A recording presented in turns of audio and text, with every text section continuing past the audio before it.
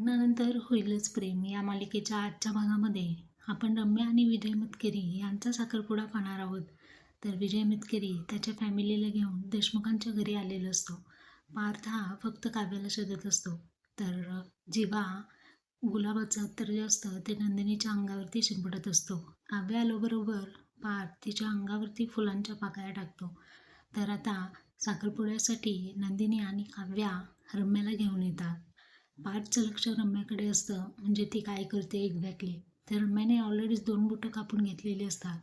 जेव्हा हात पुढे करते तेव्हा समजतं की तिच्या बोटाला जखम झालेली आहे. तर रम्या म्हणते आता अंगठी घालता येणार नाही.